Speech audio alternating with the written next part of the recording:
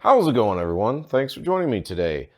There's this popular overland shower system called the Geyser Shower, and it's a really smart design because it allows you to shower and do dishes while conserving a lot of water. They accomplish that by having a variable flow valve that actually goes into these, I believe, proprietary sponges that allows that sponge to capture that water as opposed to it just running off and going down the drain. And then also hold on to some suds so you can lather up yourself or your dishes, and then turn the valve up to a higher flow for rinsing it off.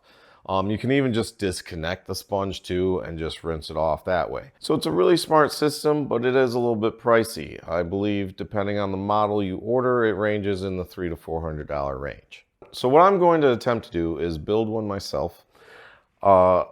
And hopefully when it's all said and done, I've spent less than what I would have spent just buying one.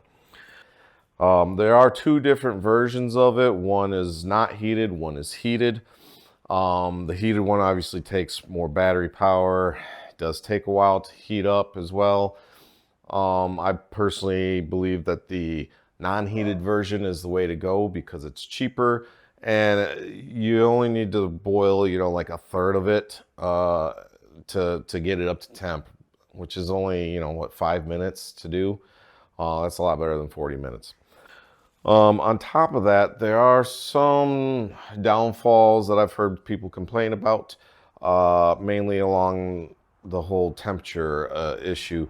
Apparently, if it gets above like 95 degrees, it will shut off the pump, and it won't turn that pump back on until it's dropped down below 85 degrees.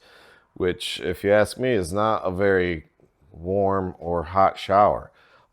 So obviously they're probably doing it for legality reasons and liability, but I don't have to worry about legality and liability because I'm building it for myself. So I'm just going to use the don't be stupid policy. Check the water before you start hosing yourself off with it. I did also source a thermometer, a floating thermometer, that can be used with it just to make sure it's not too hot, in case you want to be extra safe, or in case I want to be extra safe. With that being said, let's go ahead and get into it. While we watch this print, let's understand how the unit functions. It's more simple than you might think, and the main component is an RV water pump that has an automatic shut-off when a designated pressure is reached. This pump is rated to shut off at 35 psi. This allows the pump to be regulated by a simple water valve.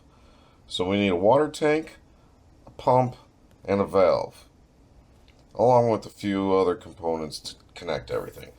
I'll be using a 4-inch PVC pipe for the water tank, so I'll design the 3D printed parts to interface with the 4-inch pipe.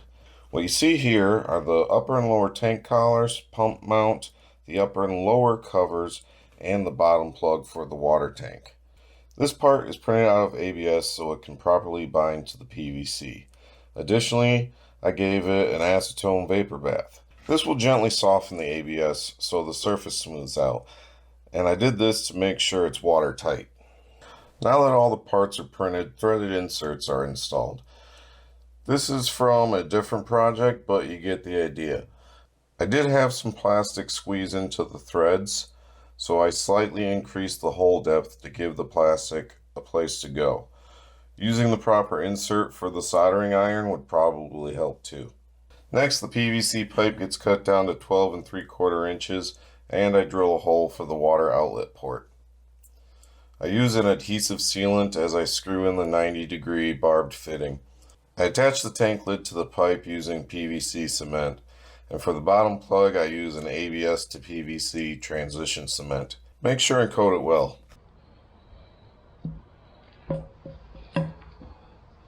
And then a coat of paint to make it look good. Alright, it's time for final assembly. We've got all our 3D printed parts, put in our inserts for the screws in all the proper locations. Alright, here's something I didn't do on camera because it's a tight space and my hands were just blocking the camera. So anyways, we got our top cover 3D print part, and we've got our bulkhead through wall water line, which is a quick connect or John gas fitting. we've got our power bulkhead fitting and our on-off switch. And the way we've got that wired is from the power source here. We've got the red line coming into the switch, and then from the switch, that's going to go to our pump. I put quick connects on there so that way assembly or disassembly, if needed, is easily done. And then the neutral or negative line from the pump connects to the negative line on your power jack. Another quick note, there is a small arrow on the pump to show you flow direction, but also in order to make it fit into a nice tight small package, this actually came with 2 barbs on both sides here. I cut 1 barb off from each side, and then these corner pieces, I cut 1 barb off. They come also with 2 barbs. I cut 1 barb off from that side so that way we can make this as narrow as possible. That being said, I made sure to use clamps so we don't have leaks. And that is how that looks. All right, let's go ahead and get this thing assembled. We're going to start with this green collar piece. It's the shorter one. Notice there is a recess on one side. That is so that it mates flushly with the cover. So this side's going to want to point up. We want to start with the smaller one. Slide this on from the bottom all the way on up. And then our motor mount collar.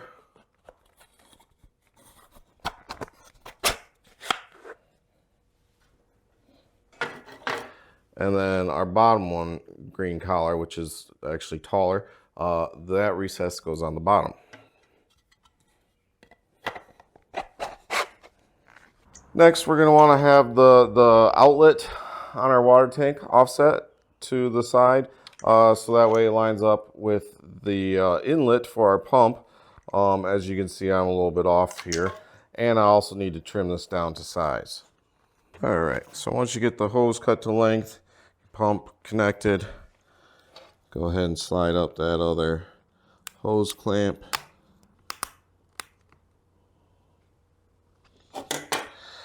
And then insert the pump mounting bolts. All right, so take your pump mounting bolts, get the pump lined, and screw it in.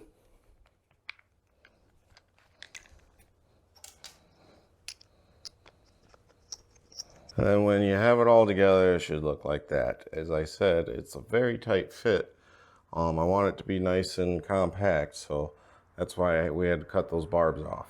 All right, now we're going to take the bottom cover, slide that up,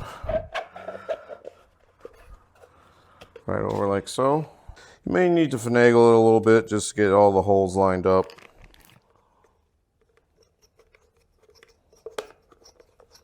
So keep your bolts loose as you're putting them in. And then once you've got them all in, you can go around and tighten them down.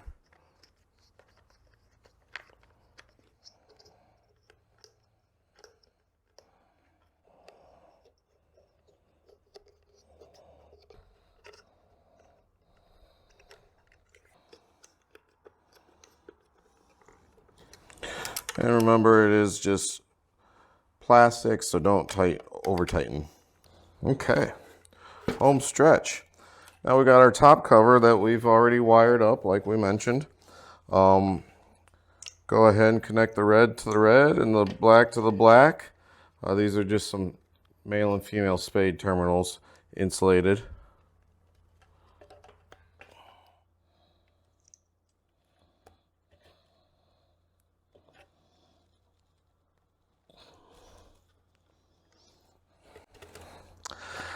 All right, and then we take the output hose from the pump with this barbed to hard hose or John Guest style fitting. I'll have all the parts listed, don't worry. And then that just plugs right into the bottom side of this bulkhead John Guest fitting. See if I can get this so you can see it.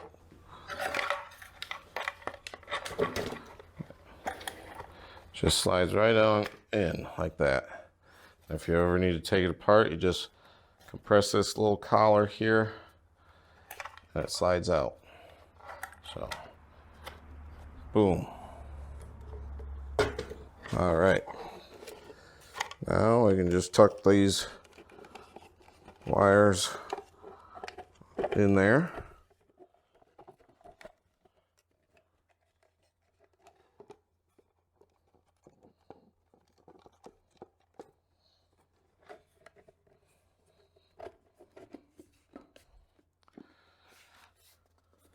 And bam, it slides together and we'll put on our final 6 bolts.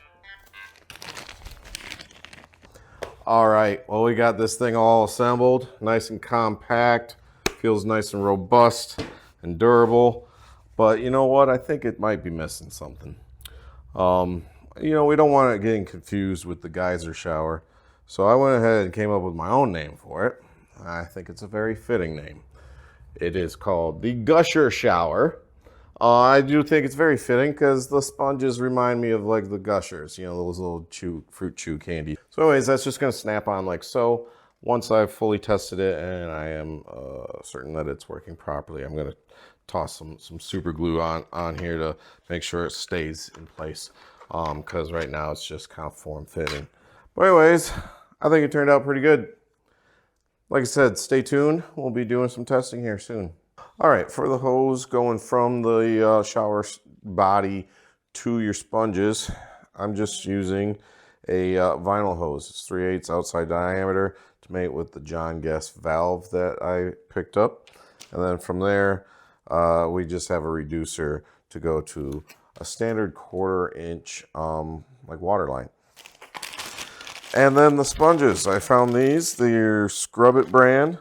I mean, they look almost identical to what I saw with the Geyser system. So, real simple. I'm just gonna poke a hole in the end, shove this hose in there, and then a little dab of hot glue to hold it in place. And that's how we're gonna make our sponges.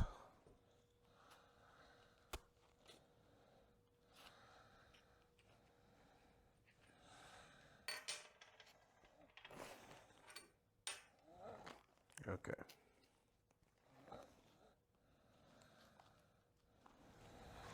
All right, now we got a hole big enough.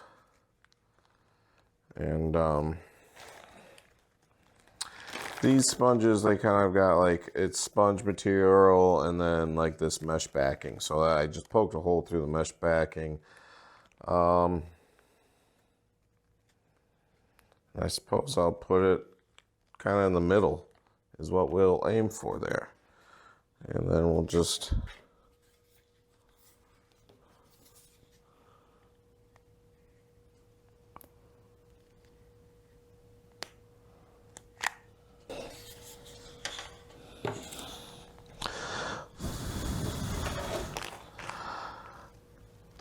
and snip. And I will say, this whole package with the small amount of 1/4 inch line that I'm using is I don't even remember what I paid for it, $5 to $10. All right, we're ready for final testing. In the field, you're gonna need to boil some water, about 1/3 hot water to 2/3 cold water. That'll get you in the neighborhood, depending on starting temperatures and whatnot. Another thing that will help you dial in your process is a thermometer. This is a floating baby thermometer. I liked it because it's orange and it kind of matches.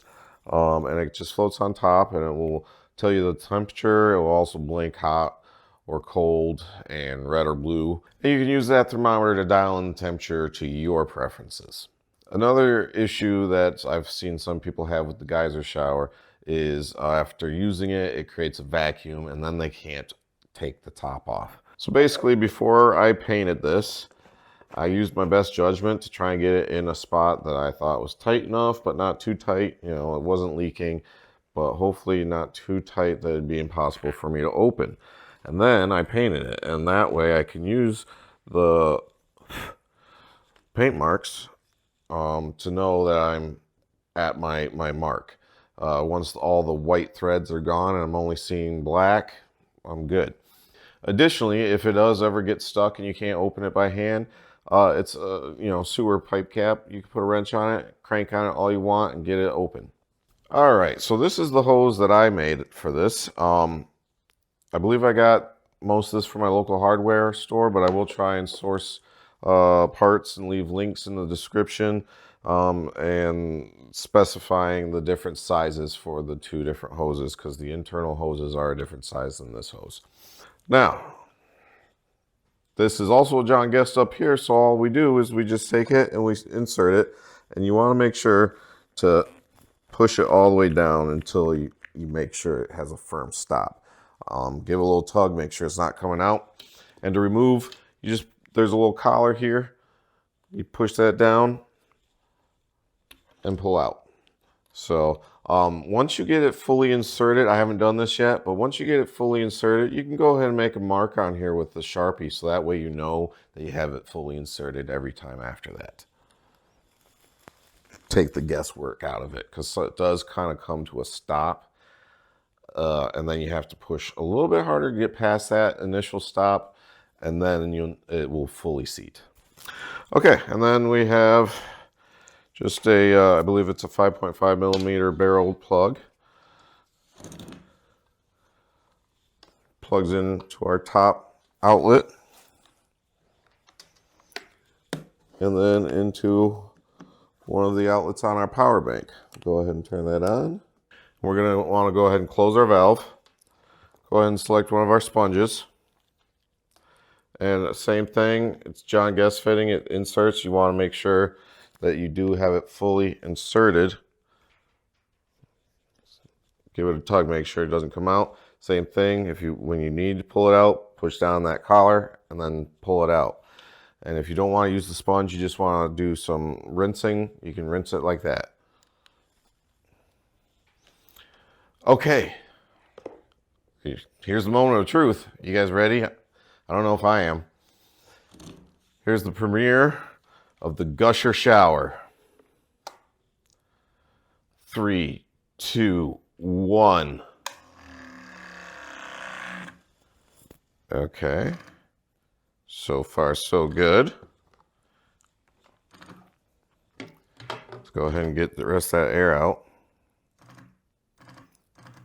Just cracking the valve open, just to allow some flow through. And as you can hear, the pump is adjusting to that. And the water's going right into our sponge here. And we can slow it down or speed it up. Slow it down. All right, so then this would be like probably shower lather time. Let's put some soap on here and let's see how that works.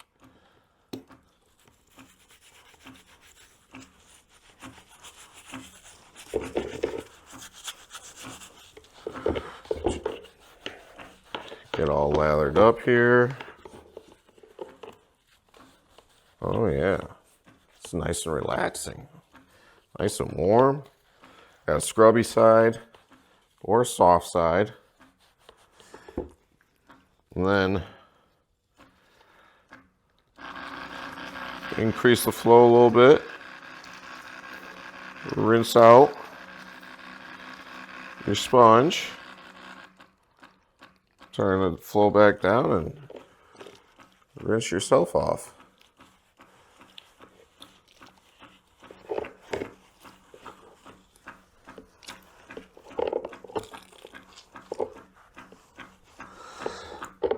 Or take the sponge out altogether and you can rinse yourself like that, or your dishes.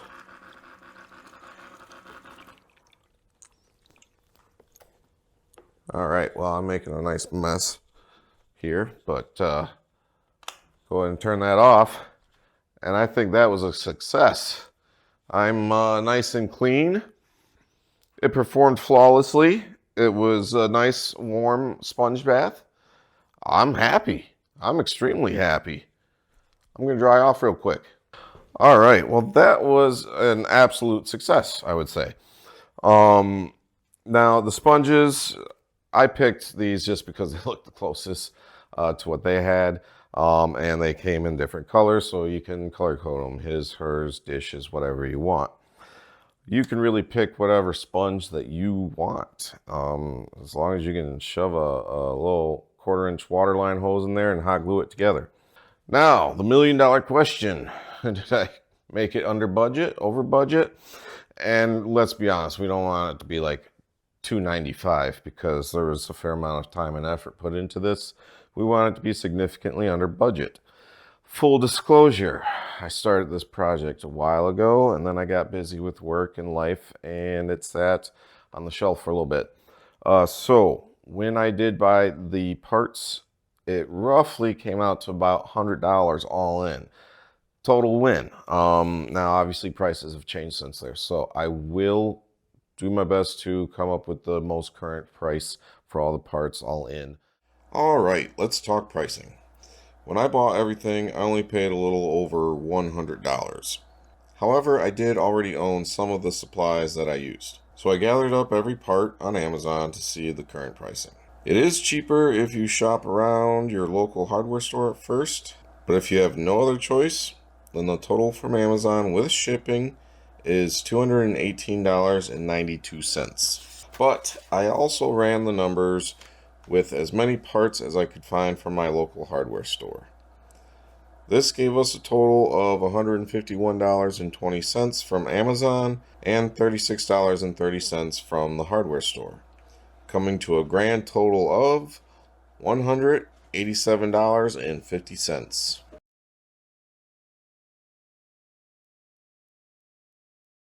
Now you guys can choose to design your own shell however way you want by whatever means you have available to yourself. If there is enough interest, which is obviously shown by views, likes, and comments, I will go ahead and post these files on Thingiverse for you to download and 3D print yourself, or if you don't have access to a 3D printer, there are different websites out there. I'll probably put a link down below for you where you can pay to have them print the files for you. A few final notes for storage, dump it out, shake it out upside down,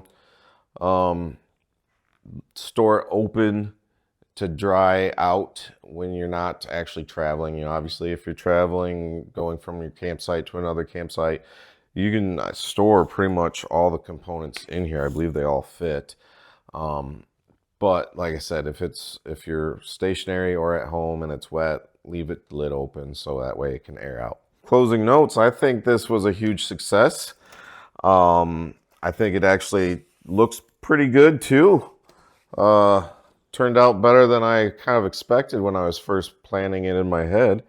So that's always a plus. Well, thanks for joining me. If you like this stuff and you want more, go ahead and subscribe. Give me a like. I don't mind. I would greatly appreciate it.